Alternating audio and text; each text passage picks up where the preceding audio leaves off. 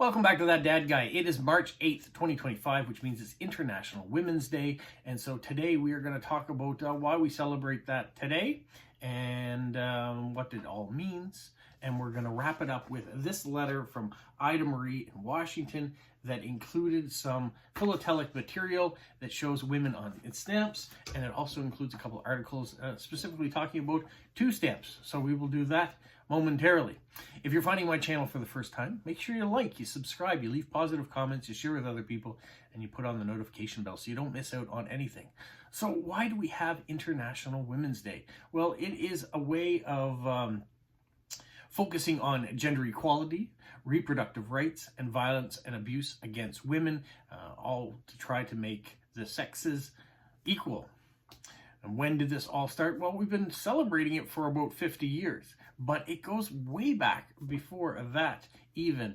So in 1909, in New York City, the Socialist Party of America, mostly in the Garment District, inspired a day where they could celebrate women and their rights as the suffragette movement was getting underway. In Copenhagen, the next year, in 1910, they decided they were going to propose a special Women's Day to be celebrated annually, but no set date. It wasn't until the Russian Revolution in 1917 when, in late February, in the Gregorian calendar, which is kind of in early March, women stood up and wanted peace. They wanted bread for their families to eat, and that kind of spurred the movement for women to be celebrated. In 1922, Vladimir Lenin said March 8th will be the day that we celebrate women, and communist countries were the first ones to kind of go onto that banner. In China, they celebrated in 1927 on March the 8th, and it became the set date. In 1977, the UN declared March 8th International Women's Day, and ever since then, that is the day that we have been celebrating and getting to know the stories of women that have made an impact on their communities and on their society. So postage stamps are no different. There are postage stamps that come out by Canada Post that celebrate women on stamps. There's the Queen. She's a woman on stamp, even though there are French-Canadian writers that are women on stamps. There are Canadian singers that get celebrated as on women on stamps, like Sarah McLachlan this past year. But we are not the only country. Many countries put women on stamps. Many countries have inspiring, powerful women that have made a difference to their communities, that have pushed the needle forward to gender equality, and have stood up to oppression and been immortalized on the postage stamp. So we're going to talk about a few of those soon. This was an interesting card that Idamarie sent too. So they made history, you make it live on. So the fight hasn't stopped. I know I'm male talking about this, but I'm still bringing light to this. The issue based on those that watch my channel that maybe didn't know the history of why we have International Women's Day. There have been some beautiful first day covers that have come out too. And I can clearly say I don't know the story behind all of these women and why they have made an impact on stamps. And that's one of the reasons we have history. We have Google. We can go and look and see why these people have made an impact, why they are being featured. You can see here is a UN stamp cover, women on stamps. And I'm going to put up this stamp, which is teeny tiny here, but now I can make it big with the magic of the internet. And I can read this clip from Wikipedia on Mary Lyon. So Mary Mason Lyon was born February 28th, 1797. She passed away on March 5th, 1849, was an American pioneer in women's education. She established the Wheaton Female Seminary in Norton, Massachusetts, now the Wheaton College, in 1834.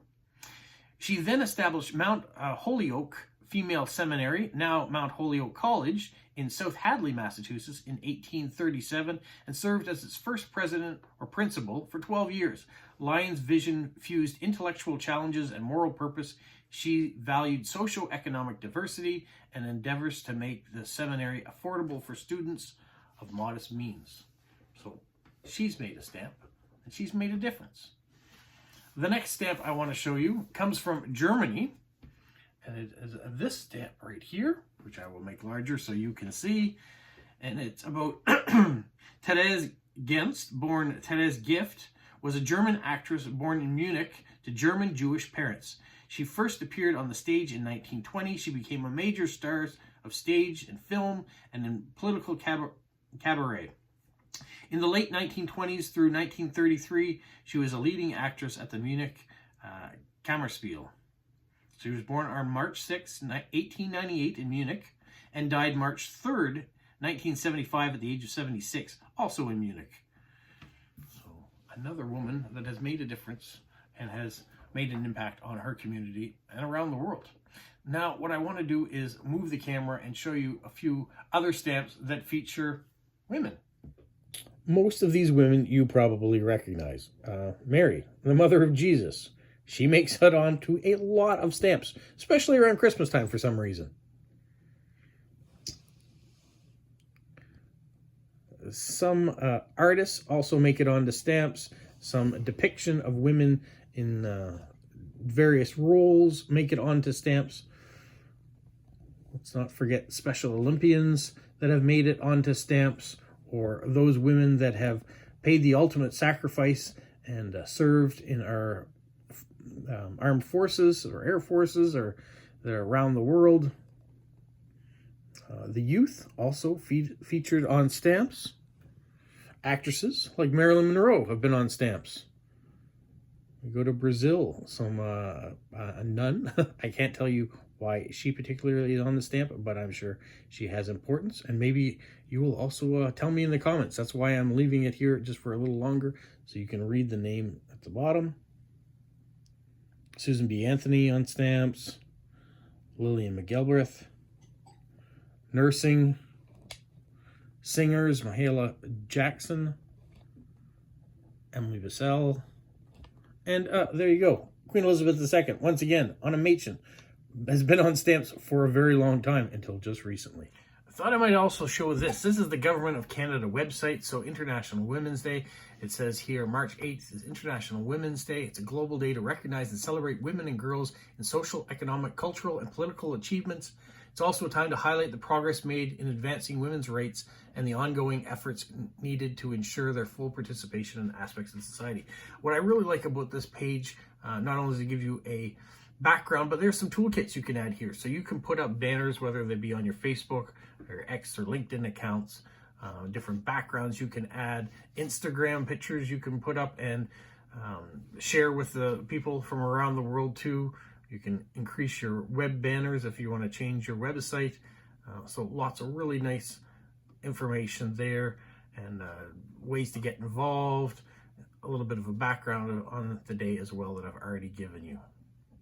It's hard to believe in a time that we're in 2025, we're still talking about the equality of the sexes, and that this still is an issue, but it is. And in many places, some of these rights are being taken away, and we are regressing a little bit. So we have to make sure that we continue to fight forward and to make sure that everyone is treated equal, whether it's by race, gender, sex, doesn't matter. We're all should be treated equal under the law.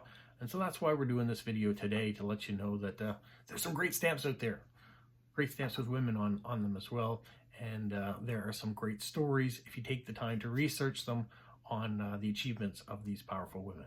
So thank you, and have a magical week. What, Polo? You say like, subscribe, share, and tell all your friends? Who's a good boy? Who's a good boy? Bye. Thank you very much, Idamarie, for sharing this and letting me take the time to do a video on the contents of your envelope.